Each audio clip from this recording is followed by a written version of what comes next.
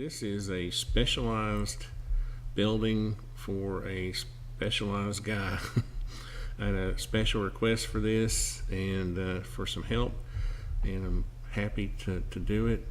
And I thought I would just go through each phase of this and kind of explain techniques for this type of construction. So let me just start with the piers. And these are all my views I've got set up here. These are for the drawings I'm going to produce later. The foundation system for this is obviously a temporary situation. These buildings are put up very rapidly, and so the concept here is just to have a bunch of points hitting the ground so that you can distribute the load evenly but easily. And then the way these buildings are leveled is that, you know, the ground's pretty level in the first place, but they can just kind of stack these up, these bottom pieces differently. You know, they can add or take away to help level the building. These are on 4-foot centers basically, and then what you have is girders every 8 feet, and these are 4x4s, and you'll see why in a minute that these are just kind of mid-span for the exterior walls, because your exterior wall would be load bearing. And then let's go to our floor joist. Let's turn off our bridging. Floor bridging, yeah. So the bridging kind of makes it confusing, a little confusing to look at, but basically what we have are 2x8s at 2 foot on center.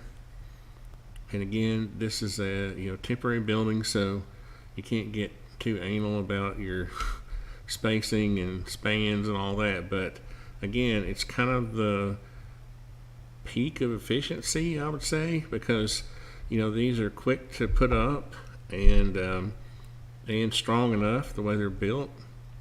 And in just a minute you'll see why. But after these joists are put up, these are 16-foot joists, then every 4 feet you'll have this bridging like so. So that starts to make the floor very sound, very strong. And then your next layer will be floor decking. So that's your first layer of 1/2 inch. Well, I guess I've got both of them in the same layer. You're basically going to have 2 layers of 1/2 inch plywood. Now you might think, what's the deal with that? Well, when you're putting these buildings up, everything, the floor decking, the walls, the ceilings, the roof decking, everything is 1/2 inch plywood. So you can see, instead of having a different category of lumber, which might be 3/4 inch plywood just for the floors, they'll go and lay down 2 layers of 1/2 inch. And again, it just reinforces that whole concept of many points hitting the ground, distributing the load, and that 2 layers starts to make it very rigid. Then we go to our wall framing, and basically this is let's see, what kind of language can I use? These are barracks, so you basically have 15 rooms on each side of the hallway. Let's turn off that floor decking, and I have what's called a floor plate that just is a solid piece that makes it look easier. Let's turn off the floor joist. They tend to show through sometimes, and this will give you a better look. So you'll have this main 5-foot hallway, and then you'll have these rooms that are almost 7 feet wide by 13. They're almost 13 feet. And then of course you'll have a little dog door, you'll see in a minute, that you can that will fold up, raise up to get out if there's a need to get out due to fire or some other hazard. But the exterior walls are 2x6s, the interior walls are 2x4s, Everything's 2 foot on center. I should turn the forward dress back on. Now let's go to the roof framing, which is basically 2 foot on center. So we've got these trusses, and over here I'm working on the truss drawing. I'll set up, this is the, this will be a view. Well, actually it's this view. Here you'll see how the truss is made. And they actually build their own trusses on site. So this will be the drawing to show how the webbing works out. And then this is the drawing that shows the gussets. Very strong. And then those will be on 2 foot centers.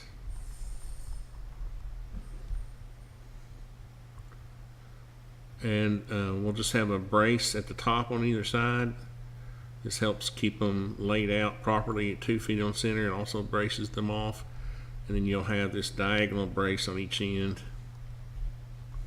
And then you'll have your gable end truss, or your house line truss, as sometimes we call it. And it's basically just a truss with the vertical members at 2 foot on center, so you can put their exterior plywood on there. And it's basically non-load bearing, so to speak, or it's load bearing. I didn't mean non-load bearing. I meant it's not spanning, because this exterior wall supports it, so it doesn't have to be a truss. And this works out really well for nailing the sheeting on. Then we go to our roof decking. Where's our roof decking? Which again is just one layer of 4x8 plywood. Very simple.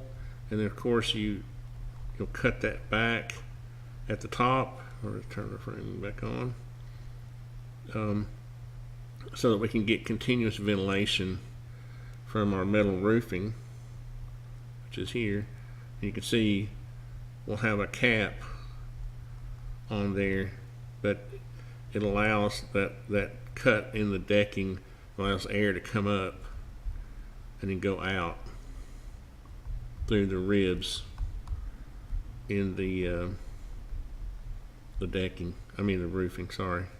And this is showing like a stand or like a not a standing seam, but it's going to be corrugated metal. I've just got this because it doesn't crowd the drawing. It looks better in a drawing, basically. Basically, all this exterior will be the 1/2-inch plywood, but it will have these 1x4 battens over the joints. And then here's the little dog doors. Where's my fascia? So you'll be able to raise those up if you need ventilation or to be able to get out. And then where's our porches? Our little stoops here. Again, on these temporary piers with the block footing. Just very simple.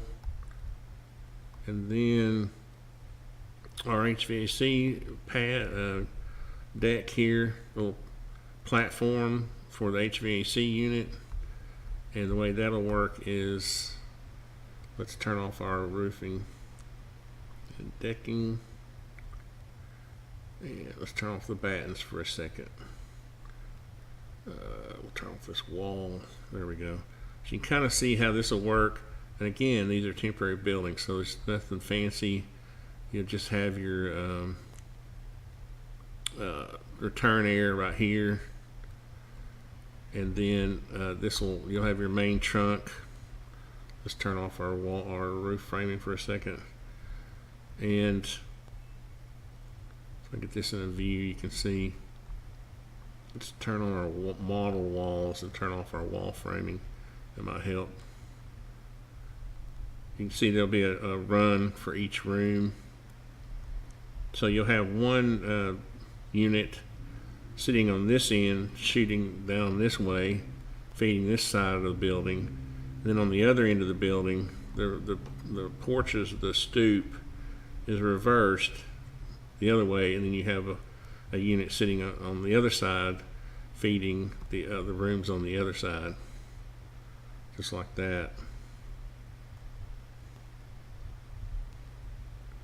That's just a basic overview. It's been fun. I'm helping them with the takeoff, the material estimate for it, and good luck, guys. I mean, the guys I'm doing this for, they're great bunch of guys. Trust me, you're much better off with them being out there. I love you guys, and I'll make a better video, and if you need particulars on how we're going to put this thing together. And thanks for watching.